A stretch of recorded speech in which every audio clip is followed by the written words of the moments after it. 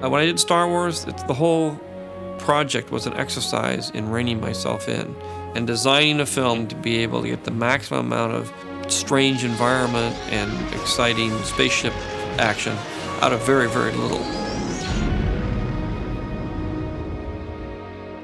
I don't really have to rein myself in anymore. Welcome to episode 2. Roll, please. Action! I would say over half the sets are digitally created. That was great. It's in essence a digital movie, so that ILM is really working on every single shot. In general, George doesn't limit his thinking to what he knows can be done with the technology. He always tries to set the bar a little higher, and it's up to us to try and figure out, well, can that actually be executed?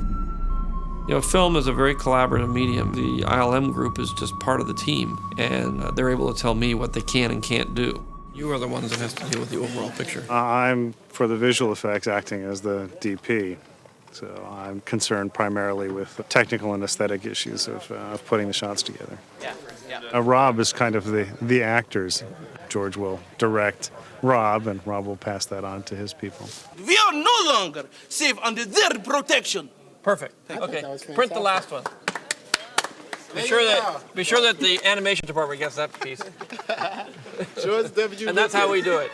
No matter what you do in motion picture medium, it's an exercise in utilizing resources and technology. You know, the sphere is always this object of mystery. People want to know what is it, what the hell are you doing? It's a way of sampling lighting in a particular location to see how the whole scene is illuminated. Whenever we're doing a digital character, we always do a block through with the voice actor and Ewan in this case, so that they can get the timing and pacing and where their eye lines are. I don't care about these stinking eye lines. Who cares about eye lines? Then we take the voice actor away, and he has to do the scene, pantomimes the scene. The guy who's creating that character will create their responses off how you respond to their responses that aren't there. It's a nightmare. That'll do nicely. As we're setting up to shoot a shot, I try and project myself down the line. How are we going to actually execute this shot? Flash. Jason's been measuring all the camera positions, height relative to set, that if it turns out later on we need to shoot a matching element, we can recreate that camera position.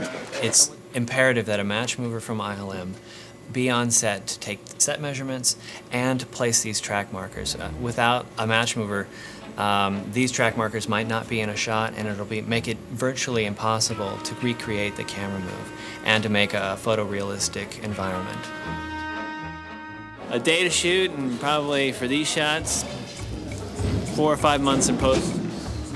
Once we get back to ILM, John and I would meet, and he and I'll just zip through the shots, and I'll say, okay, this shot's getting really close to animation, but I'm having some problems with getting the character to interact with this table. Can you help out there? So there's a lot of back and forth. Now what do? I go to ILM every Tuesday and Thursday morning, and I go over the work they're doing. Locked out. Even I can't get past the security. I go over on the computer the characters or the specific shots that they're working on.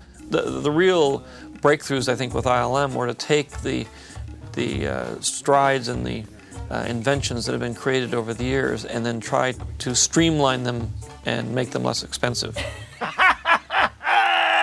You have no idea what some of these things can look like or some of these things will be. So you just kind of, get out there and act like everything's normal.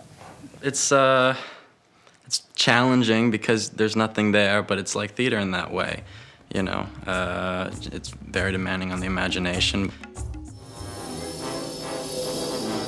I mean, when we started doing Star Wars, it was very hard to get a spaceship to fly and pan with it. Now it's just, we don't even think about it, it's so easy. With the new digital technology and everything, I'm pretty much, whatever I can imagine, I can do. There are very, very few limits. Because it's not really George Lucas, it's digital reconstruction of him.